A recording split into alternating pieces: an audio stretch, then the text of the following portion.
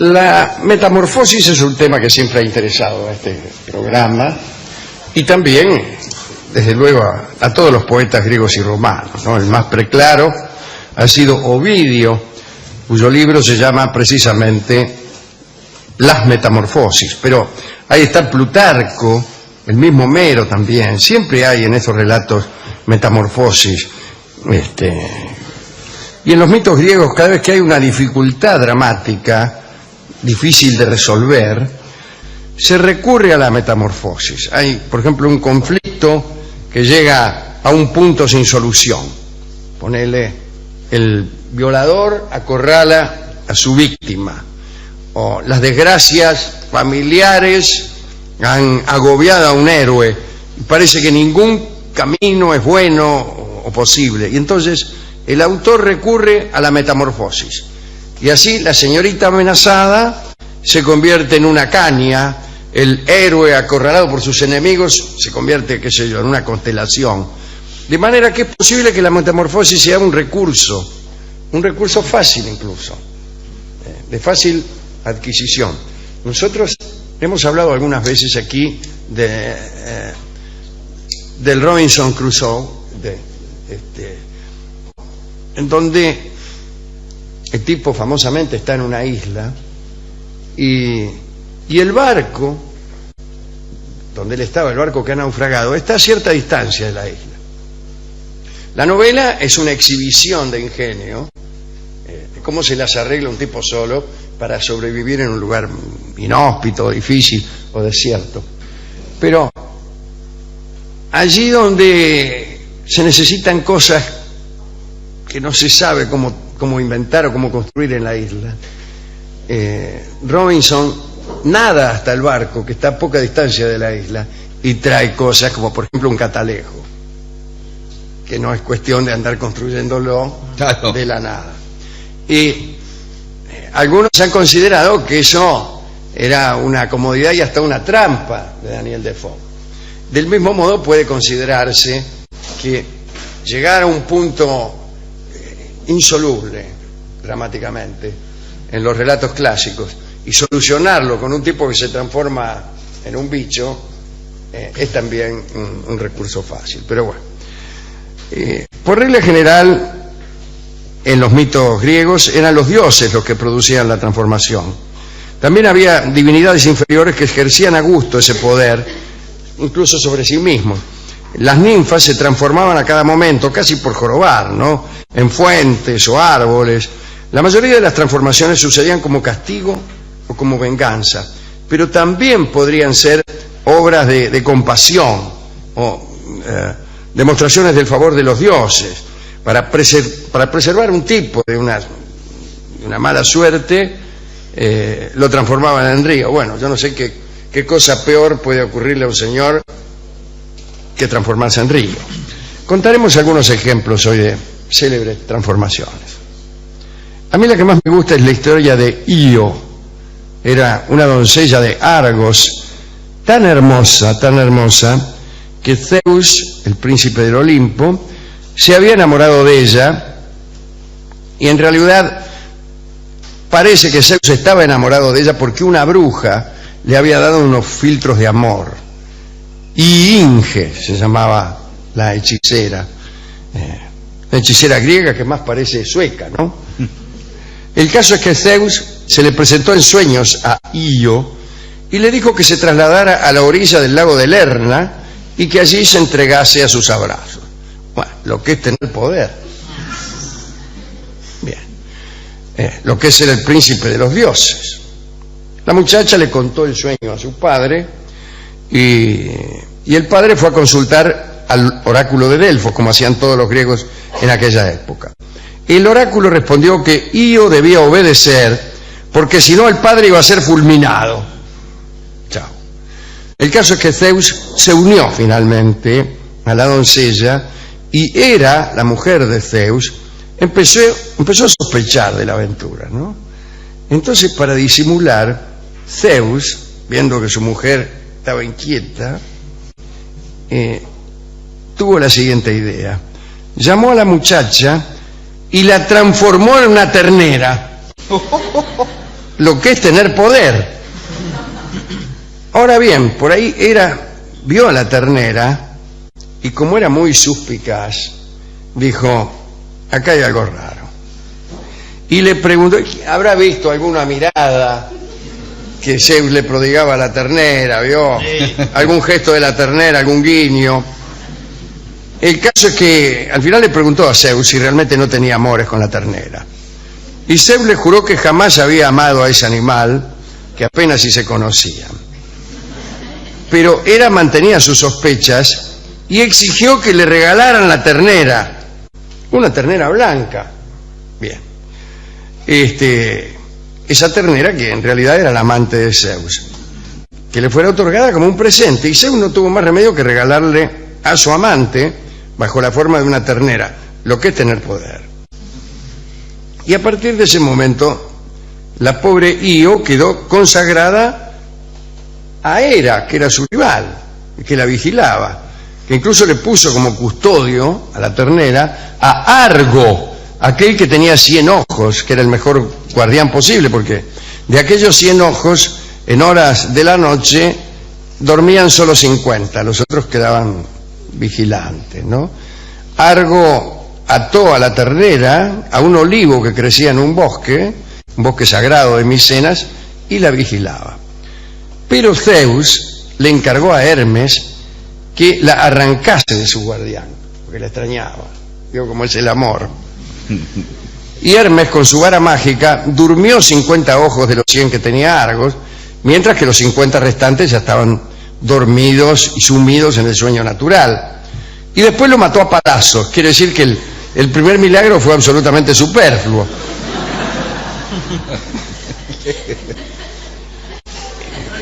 Bien, pero la muerte de Argo no liberó a Io, porque Hera le envió inmediatamente un tábano para atormentarla, y el insecto se le pegó a los costados, y la pobre ternera se volvió loca, y se lanzó furiosa a través de toda Grecia. Contorneó las costas del Golfo Jónico, al cual dio ese nombre, el mar Jónico, atravesó el mar por los estrechos que separan la ribera de Europa de la de Asia, y dio origen al nombre del Bósforo. ¿Qué quiere decir Bósforo? Paso de la vaca. Después anduvo errante por el Asia, llegó a Egipto, y finalmente dio a luz un hijo de Zeus, el pequeño Épafu. Después el Egipto recuperó su imagen primitiva, pero todo le fue mal. Nunca pudo juntarse con Zeus y al final, una vez muerta la pobre Io, sufrió otra transformación. La convirtieron en constelación. Así que primero en vaca, después en constelación, ya uno no es dueño de tener un amante tranquilo. Hay otra metamorfosis. Una ninfa llamada Leuce, la Blanca, fue transformada en circunstancias extrañas. Era muy hermosa y ahí estaba Hades enamorado de ella. Hades era el dios del infierno, ni más ni menos. Y la raptó y se la llevó al infierno. Pero Leuce no era inmortal y al llegar su hora murió. Y Hades, para eternizarla, la transformó en un álamo blanco que parece que se alzaba en los campos elíseos. Esta evidentemente es una fábula tardía, mal construida. ¿Dónde van las almas cuando se mueren sino a los campos elíseos? No podés morir en el infierno. Morirse en el infierno es como un énfasis innecesario. De todos modos, de este árbol, de este álamo blanco, tomó Heracles la corona con que ciñó su cabeza al volver del infierno, ¿no? Otra historia que es muy linda es la de Siringe, una madríada, una especie de ninfa también, ¿no? Arcadia, que era amada por el dios Pan. El dios la persiguió y en el momento en que le iba a alcanzar, ella se transformó en caña, en Diego Caña. No, señor, no. Caña de un cañaveral. En caña de un cañaveral, ¿cierto? Y como el viento al soplar hacía gemir las cañas, no. De verdad. Tipo Siccus. Sí. Pan tuvo la idea de unirlas, pegándolas con cera, y de este modo fabricó un instrumento musical al que se dio el nombre de siringa, en recuerdo de Siringe, ¿no? Lo primero que hizo Pan con su siringa fue meterla dentro de una gruta, y allí probaba a las doncellas que decían ser vírgenes. Cuando tocaban la siringa, si eran puras, se oían sones melodiosos.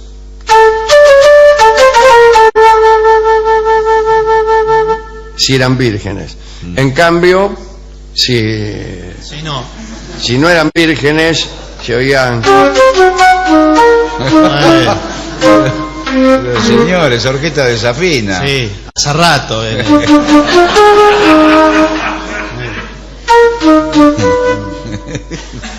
También está Caríbdis, una hija de la tierra y de Posidón, que comía mucho. Y un día se comió unas ovejas de Heracles, y Zeus la castigó, fulminándola y precipitándola al mar, donde se convirtió en un monstruo. 3 veces al día absorbía el agua del mar en gran cantidad. Y tenía una compañera, Escila. Escila y Caríbdis salían juntas. Una vez casi se lo traga a Ulises, pero se salvó. Finalmente terminaron viviendo cada una en la punta de un estrecho, Escila y Caríbdis, estrecho que, según dicen, a veces se juntaba para atrapar a las naves que pasaban por allí. Por último, digamos algo acerca de Selemno y la ninfa Argirea. Ella estaba enamorada de un joven pastor hermoso. Ya se sabe que los pastores son siempre jóvenes y hermosos. Pues bien, la ninfa Argirea tuvo un romance con Selemno, un romance que duró mientras Selemno fue joven, pero cuando el muchacho perdió su belleza, la ninfa lo abandonó. Y el pastor murió de desesperación, y Afrodita lo transformó en río. Pero a pesar de esa transformación, aún siendo un río, seguía penando por amor. Selemno seguía penando por amor, porque las penas de amor son más fuertes que nuestro ser. Nosotros dejamos de ser lo que éramos, nos convertimos en otra cosa, pero la pena de amor sigue, y es la misma. Bien, río y todo penaba Selemno. Y entonces Afrodita le consiguió el privilegio de olvidar todas sus penas. Y por eso, desde entonces, todos los que se bañan en el río Selemno, ese río que antes fue un joven pastor enamorado, digo, los que se bañan allí olvidan sus pesares amorosos. De modo que también aconsejo a las muchachas que estén penando por amor, pegarse una enjuagada en el río Selemno, sí. Aunque los verdaderos enamorados prescinden de esa cobarde acción y prefieren acordarse todo el tiempo de su pena amorosa. Hay muchas otras metamorfosis. Sucede que después de contadas unas 4 o 5, uno empieza a hastiarse, porque siempre es lo mismo, ¿no? Hay también en los mitos americanos numerosas metamorfosis. El pájaro chogüí, la leyenda de la flor de ceibo, ¿no? El urutaú.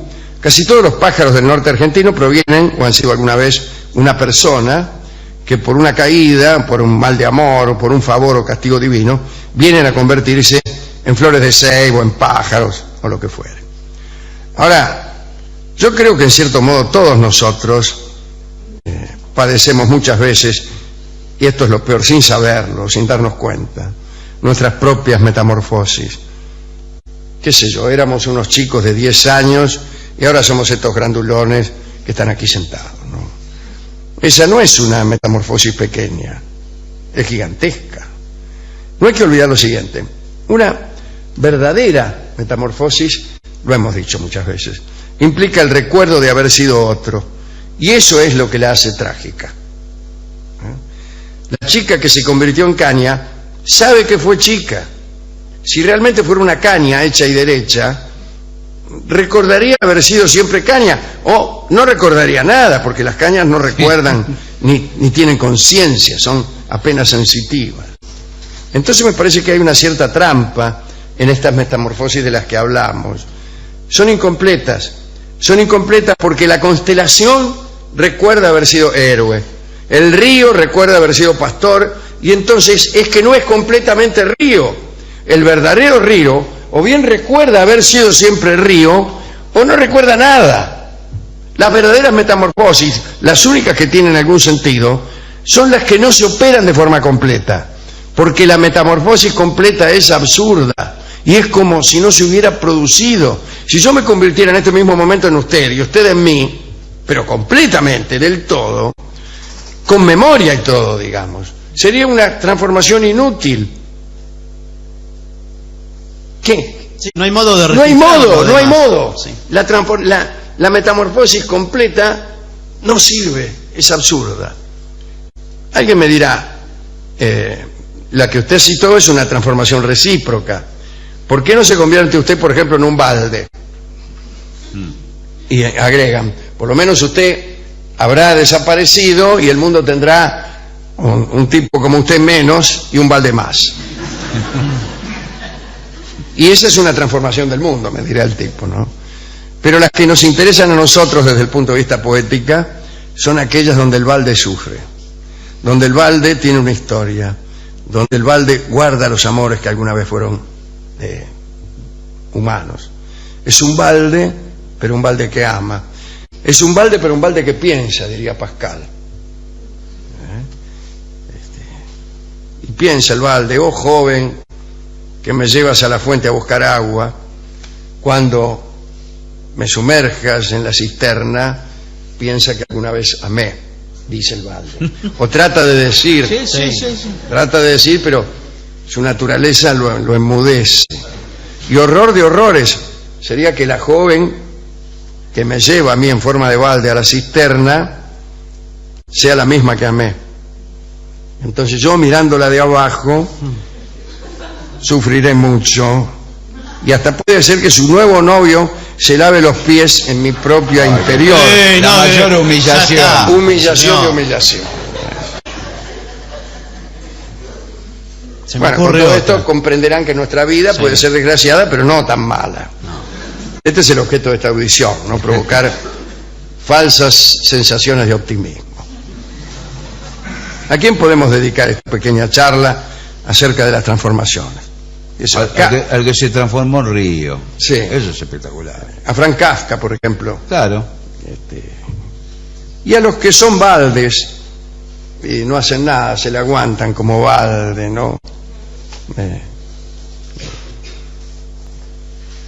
Sí. Hemos ido a la discoteca. Un tema complicado para un tema de musical.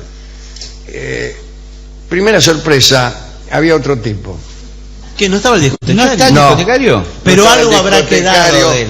Y me dice, no temas, soy yo, dice. Pero me he transformado en otro tipo. Me dijo. ¿Y cómo sé que es el discotecario?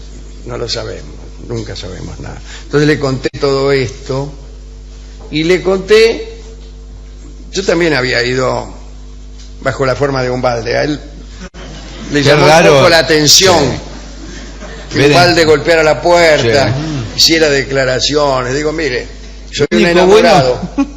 Un enamorado, y la divinidad, para protegerme, me convirtió en un balde, porque así por lo menos me iban a tratar un poco mejor. Entonces le dije, mire, la joven que me amaba, etcétera.